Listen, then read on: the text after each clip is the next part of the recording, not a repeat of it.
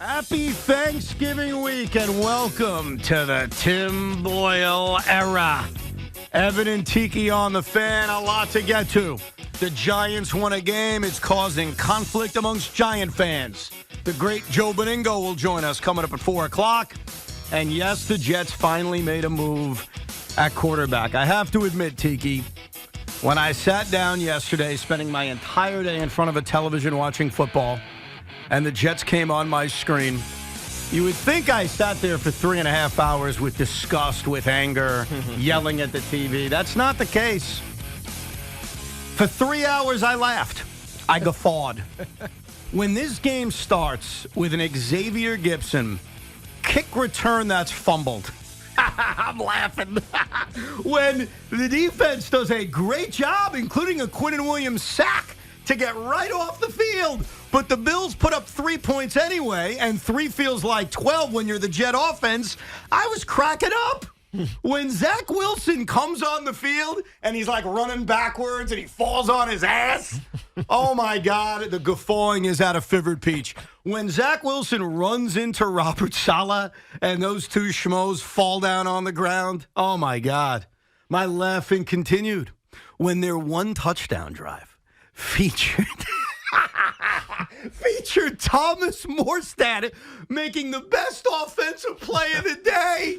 And then, for just the second time in 30 years, they get a roughing the passer call, and they score a touchdown. Oh, my God, this is better than an Adam Sandler movie. And then, even though Jim Nantz and Tony Romo had no clue, Tiki, when Ty Johnson, remember Ty Johnson? I do. Ty Johnson's the guy who created Mike Bleepin' White.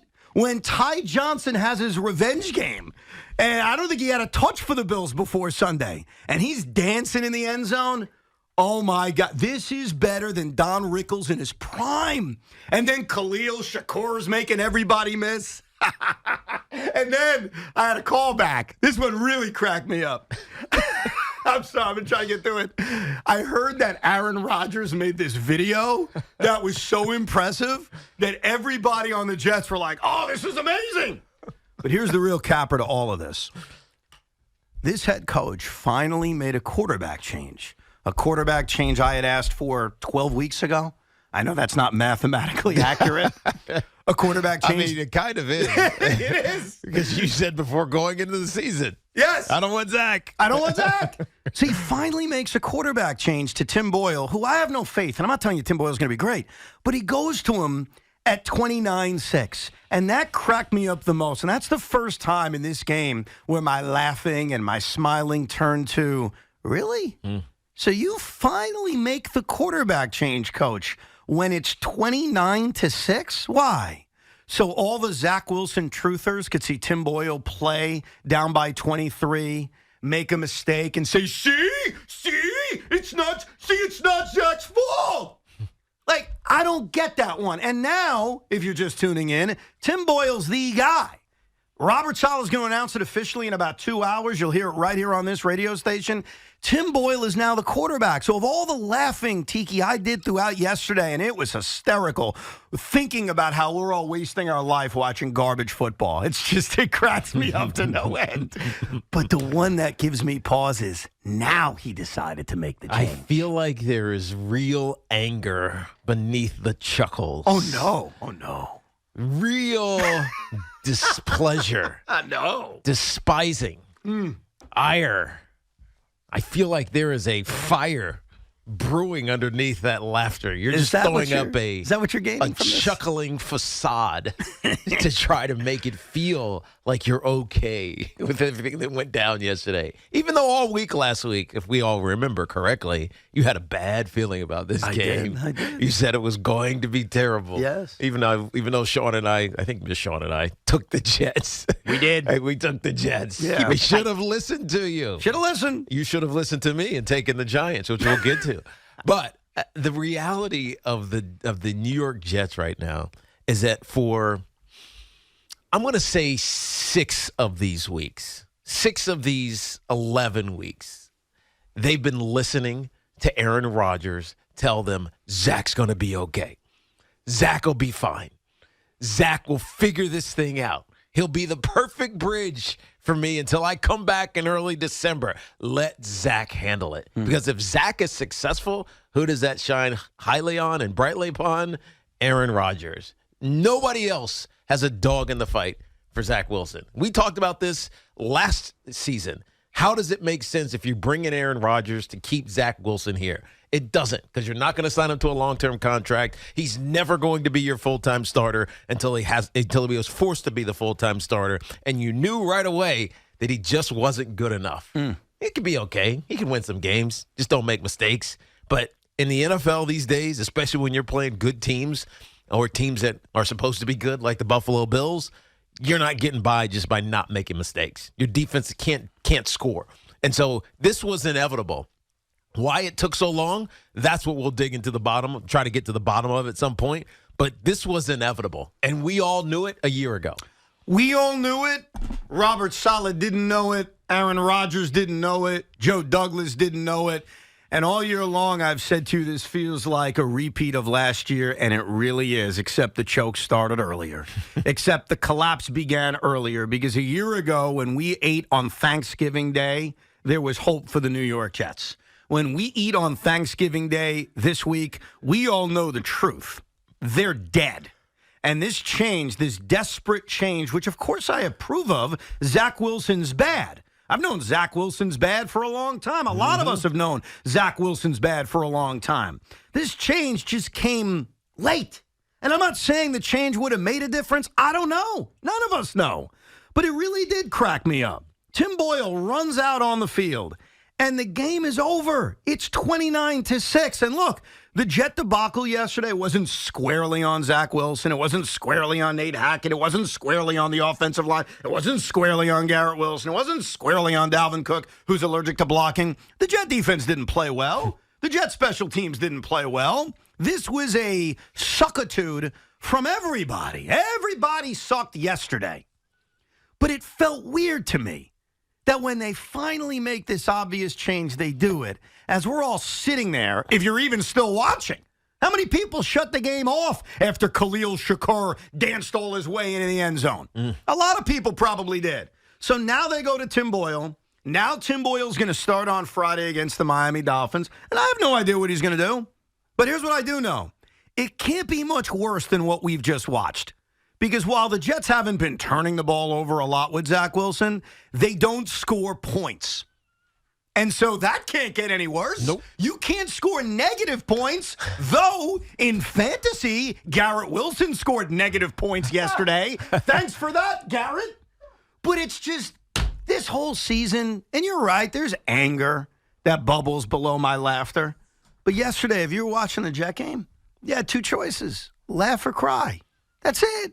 This is your only choices, watching the Buffalo Bills just go to absolute town on the New York Jets. And so Robert Saleh finally made the quarterback change. But my other question for this brilliant head coach, who would not survive this job if Aaron Rodgers didn't exist, okay? Nate Hackett, no offense to your friend. Robert Saleh, no offense to him. Joe loves him. They're good buddies.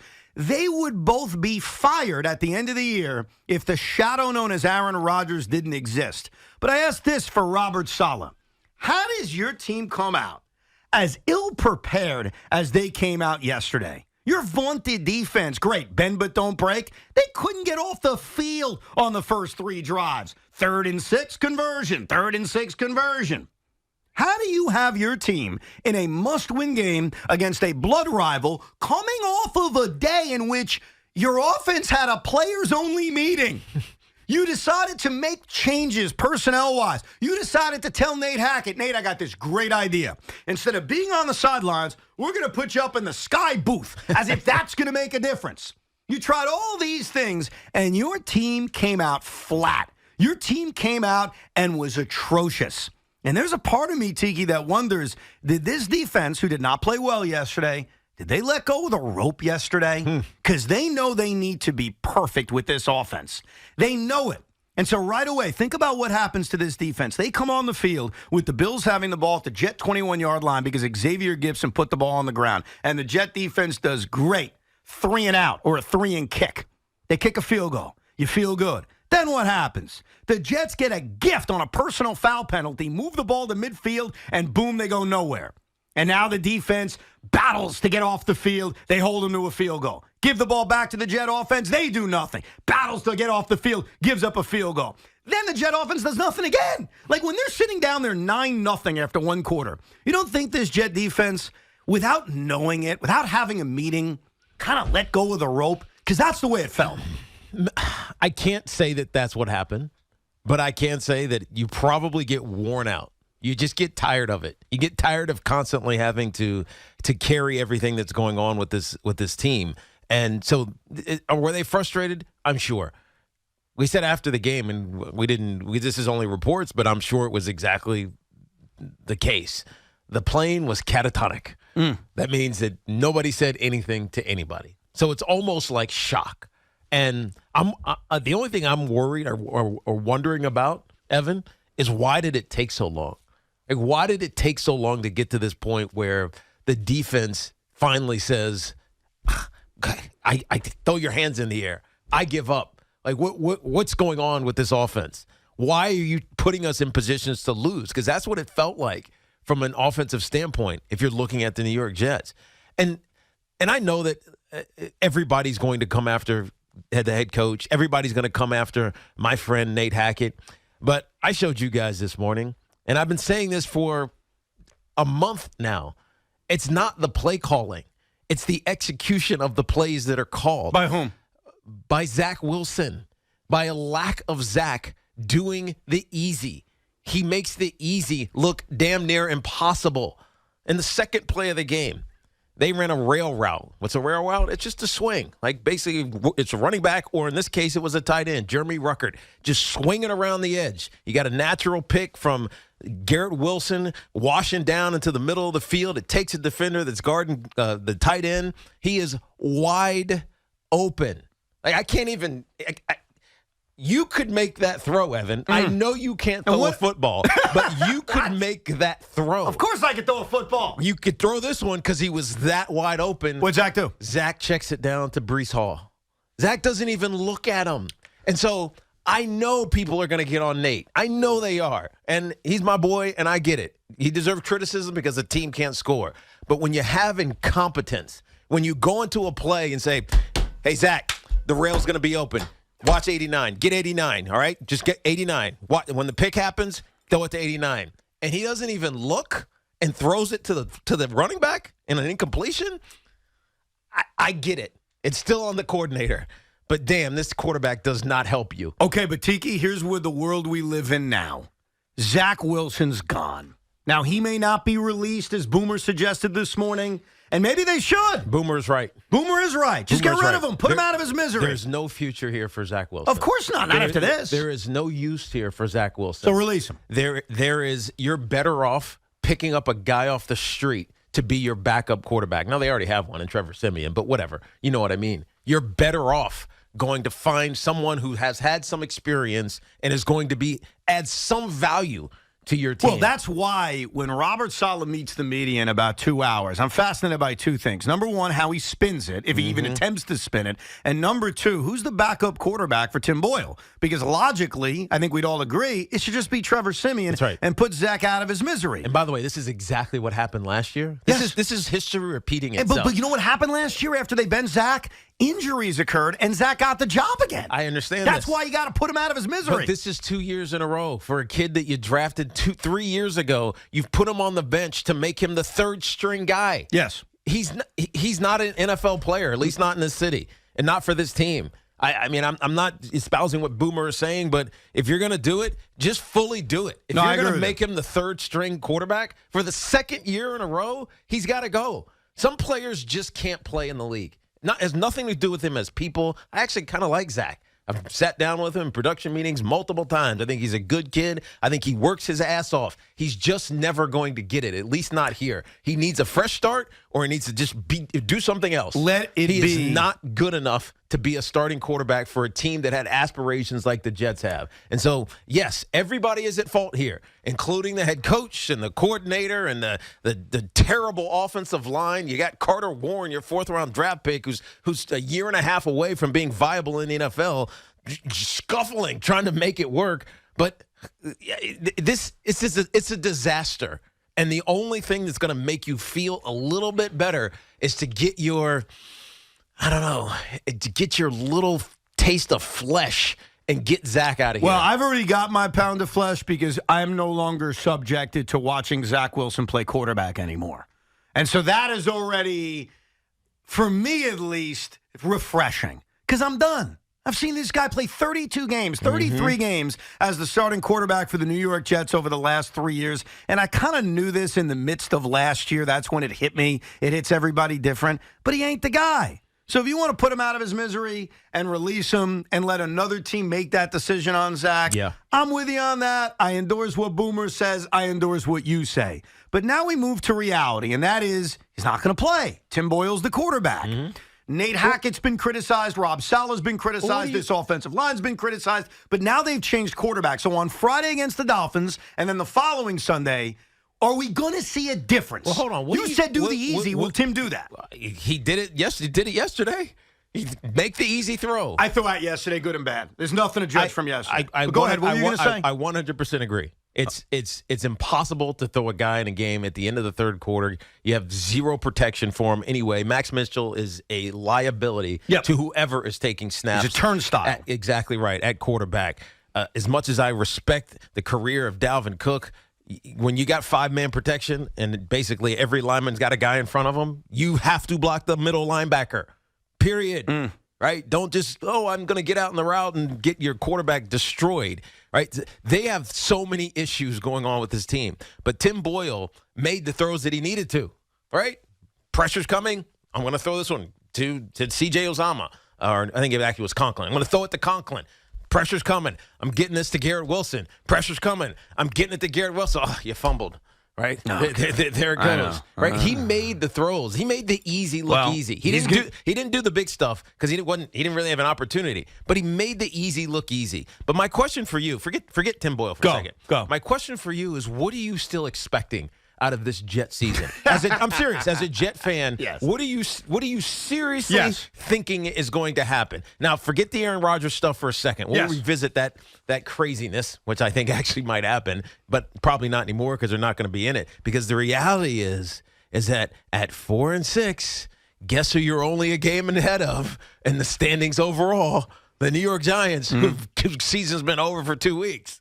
Right? Yeah. The Giants actually feel better right now than the New York Jets. Jets. That's the beauty of the NFL season. Everything changes on a dime. What am I expecting? Yes. What are you expecting? So there are two things. Number one, I will speak reality. And the reality is the New York Jets season is over, even if it's not over. And what I mean by that is... So what do you want out of the next 7 weeks? I expect doom. I expect this team to collapse the way they collapsed last year. But I'm going to be at MetLife Stadium on Friday afternoon, and you know I'll be in front of my TV every Sunday when the Jets play. And when I sit down in front of my TV or I walk into MetLife Stadium, I do the same thing every fan does. We try to talk ourselves into believing. So when I sit down at MetLife Stadium and the New York Jet defense forces a 3-and-out right off the gate against Tua, I'm going to start saying, here we go. Big-time defense, elite-level defense. All right, Tim Boyle, score me 2 touchdowns, kick some field goals, force a few turnovers, and let's win. Now, that's what I'm going to feel like on Friday. What I'm going to say to you today and tomorrow and Wednesday when I'm in my sane mind is we're screwed. We're done. We're not going anywhere. Those two things may sound like they're complete opposites, but that's who we are as fans. Of course, I get game day. But what do you want from this season? I want to make the playoffs, Tiki. Okay, that's not realistic. So what do you want from this season? I want to win games. I want to win games. Then that's what you need to focus on. That's all I'm focused on. That's why I wanted them to pull Zach Wilson for months. That's what Robert Saleh needs to focus on. That's what Nate Hackett needs to focus on. That's what Jeff Ulbrich needs to focus on. That's what every single player on this team needs to focus on. It's not, we got these lofty expectations. Can you believe that Aaron Rodgers is coming back? Forget all of that. Win the game in front of you. I think part of the problem with the New York Jets, and this is top down, this is Woody down, is that from August 12th, all you could talk about was going to the freaking Super Bowl. Right? The Super Bowl just happens. Trust me. Some teams are set up to be elite, and they're going to be great, Kansas City Chiefs, but they're built that way. They can do it. Most teams in the NFL don't start planning They think about it. They maybe dream about it in the recesses of their REM sleep, but they're not planning for the Super Bowl. The Jets have been planning for the Super Bowl for so long, and as soon as you got off that path, you're like, oh, wait, how can I find the shortcut to get back on that path to the Super Bowl? It doesn't work that way. I haven't been thinking about the Super Bowl since September. I know, but people are. People are. This is why the Aaron Rodgers is coming back nonsense is so powerful in this city, right? Think about it. That's all people want. And what is that? It's a shortcut. It jumps you right back onto that path to get to the Super Bowl. But the real path is long. It's arduous. It takes some development. It takes building this guy, weathering the injuries, getting on the same page, believing in one another, fighting through adversity, all that stuff. It's long and it's hard and it's arduous, and it starts with winning a game. A game, not 6, and being ready and in it, quote, in it, when Aaron Rodgers is ready to come back. It starts with a game. That's the biggest issue when you look back on this season, when it's all said and done, 8 weeks from now, when you look at the Jets, it's going to be that they started walking on this path that they had no business being on yet. And when they got knocked off of it, all they wanted to do was get the shortcut back onto it. That's the problem with the Jets. I think the biggest problem with the Jets, and I get what you're saying, the biggest problem with the Jets is they never had a backup plan.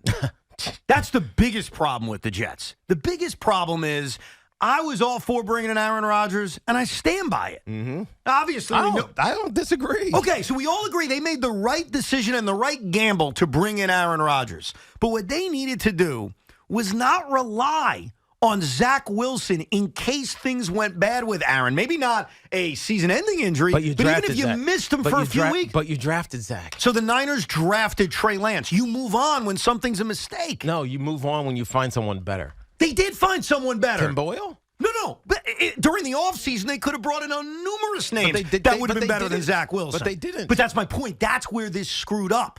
They never had the proper backup plan. In my opinion, Tiki, this Jet team screwed up 3 times. Number 1, not replacing Zach Wilson during the offseason. Mm-hmm. Number 2, not bringing in a backup as soon as Aaron Rodgers went down, trying to fix the mistake.